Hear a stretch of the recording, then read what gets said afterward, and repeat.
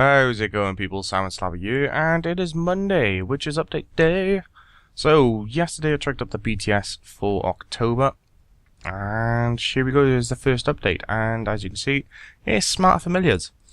So, in a nutshell, they are improving the AI and kind of usefulness, in a way, of summons. And they're also tweaking kind of like the windows and stuff in-game itself, and kind of trying to make them a bit more user-friendly, that kind of thing. So yeah, in a nutshell, that's pretty much it. So what does it entail then? Well, familiars now join in as quickly as possible when you actually engage a target, which is, well, it's a good thing. They will also now defend you when you're attacked and you're not fighting back. Yeah, that's good and bad. You can tell them to not attack and they won't, so there is that option. They will switch quickly and accurately when you also change your target as well, which will actually be nice because, well, there's a lot of faffing about when it comes to summonings. If assigned a target, they'll stay on that specific target until it dies or you tell them to do something else, either stop or run away or whatever. Additionally, combat familiars will use special moves automatically whilst they fight as long as you have the scrolls and the summoning points are available.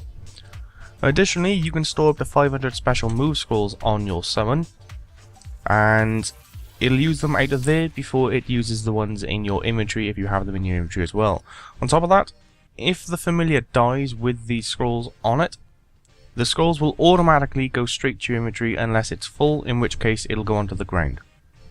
So there we go. That's, well, honestly, it's not a bad little update, this. The visual style of the sidebar interface has been updated to be clearer and easier to read. The layout has also been improved, with buttons moved closer together for easier use. The Combat Familiars, the special move button, allows you to set the frequency with which they use up special move scrolls automatically. I would have thought that would be on pretty much max. No? I don't know. And finally, 2 tweaks to summoning itself in general. The Beast of Burden Familiars now have a give all option, which is kind of nice.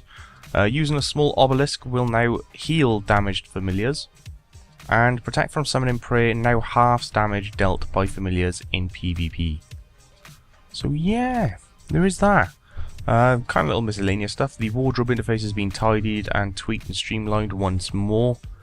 I honestly don't know what the last couple of tweaks and stuff to the wardrobe have done, so who knows. I haven't actually gone a game yet, so I haven't seen any of this either. Another batch of stuff, fixing Treasure Hunter, which may or may not be a good thing. Give better prizes to low level players.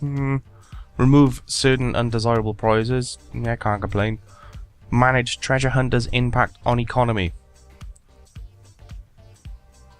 Have they not deleted it then? Ensure that when 2 skills can give the same prize, the amounts given are the same for each. Yeah, I don't know. Either way, the summoning stuff is here. I would go into it and actually test it, but honestly, I've only really summoned a yak 50 odd times and a unicorn maybe 20, 30.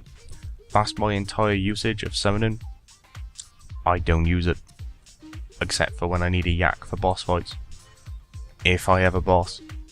So yeah, I'm probably not the best person to ask whether or not these familiars have actually been changed. I've never bothered using them or never found them useful. So there we go. If you, however, do use the familiars, let me know in the comments if this is actually kind of like a big improvement. From what I've seen and what I vaguely remember about summoning, it used to be immensely faffy to try and use. It just really kind of shite controls.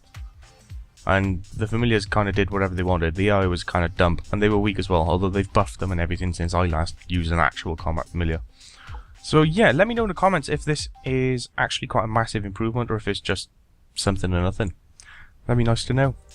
Either way, patch notes. It is Monday, people. It has been updated. Obviously, there's going to be patch notes, and obviously, there's going to be fucking loads of them.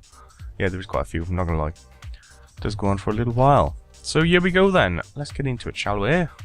So starting off with graphical, same as usual. Mousing over icons in the ribbon interface will no longer show blank descriptions. A strange glow has been removed from an area north of Fally. The minimap in Oglug now matched the pool colours correctly.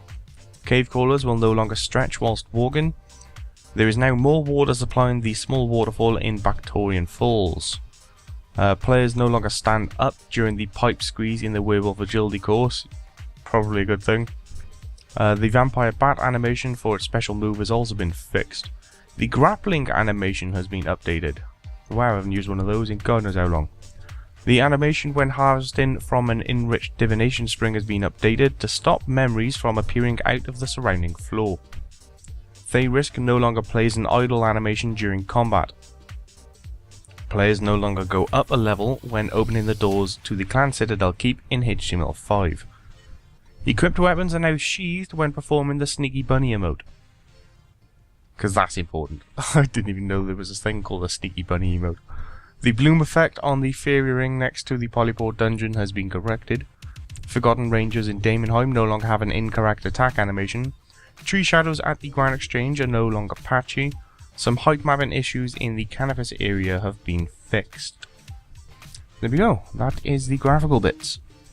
So moving on to the skills and minigame stuff. Alright. The remote farming cure patch now works on the herb patch in Privthinus. Good to know. Silverhawk boots now give agility experience while fletching broad arrows. Elves tending farm patches will no longer perform an unconvincing impersonation of a leprechaun when the player claims evil tree rewards. The delay has been removed when rotating the puzzle in Celtic Knot treasure trails, scroll boxes and caskets. An issue with the camera stretching the view of the game in Dominion Tower has been fixed. A typo on the pest control commendation rewards interface has been corrected. Autocast spells are now set upon entering a sinkhole to match what happens with dungeoneering. It's probably a nice thing. Actually, yeah, that has been a thing for ages. It was about time that was fixed. Players can bank Dominion Tower bombs once again. A spelling mistake in the minigame section of the Adventurers interface has been corrected. The grammatical... Oh my god, can't sound you can do it. The grammatical error in a line of the Trapper's chat in player-owned ports has been fixed. Lucky items and the auspicious katana can be protected by item protect prayers in the wilderness and placed in gravestones, but will otherwise be destroyed on death. Many more activities will now trigger key tokens. Right. Silverhawk boots will now be triggered by more activities. You can now use the multiple chest radio buttons and categories button in the reward and no more key screen in Treasure Hunter. Objects that are free to play but require membership to cash out will no longer show up as member items in Treasure Hunter.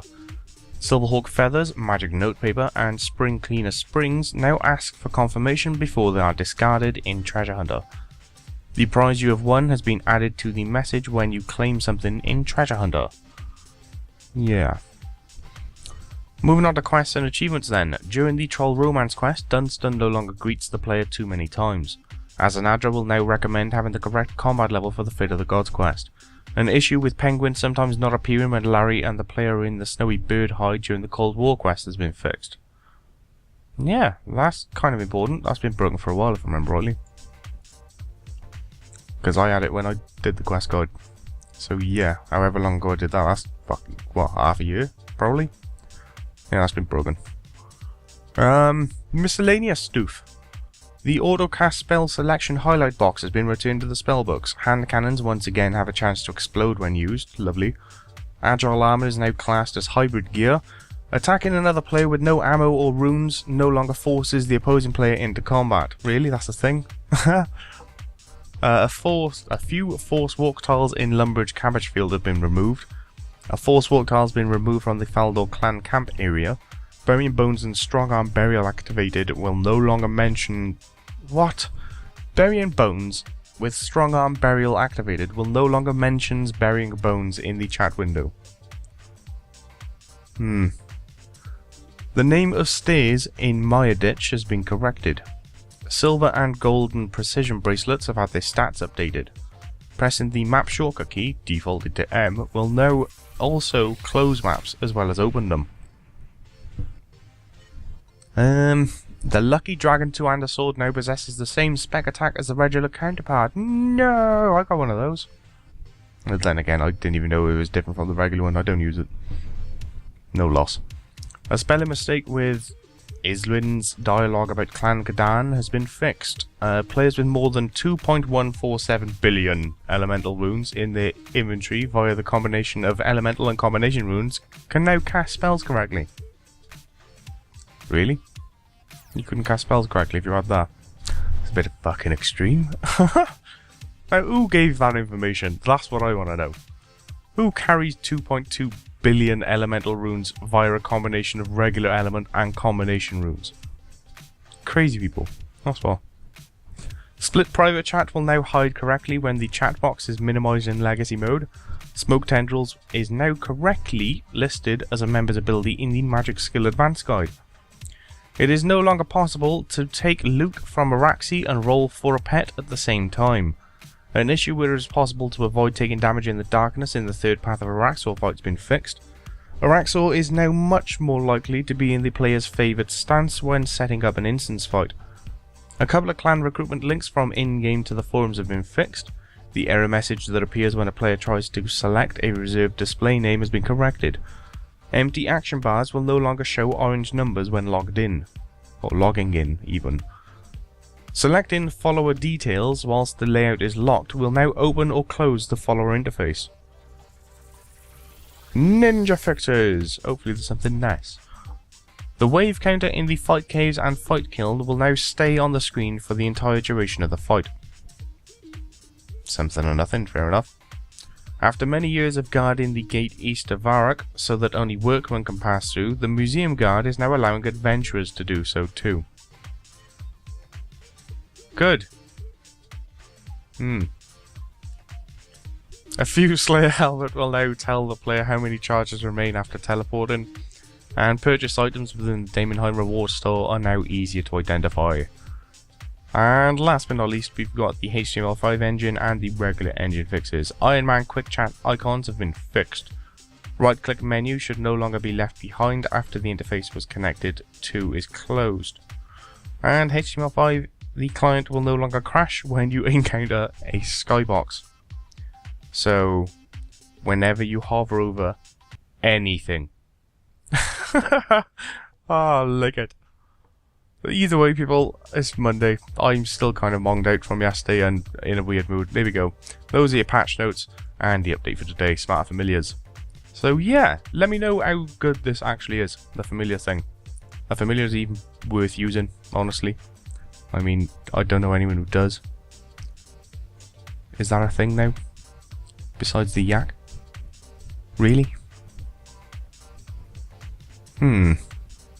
Either way, I'll leave you with this. Are combat familiars actually useful? Let me know. Till next time, people, I will catch you all later. Have a good one.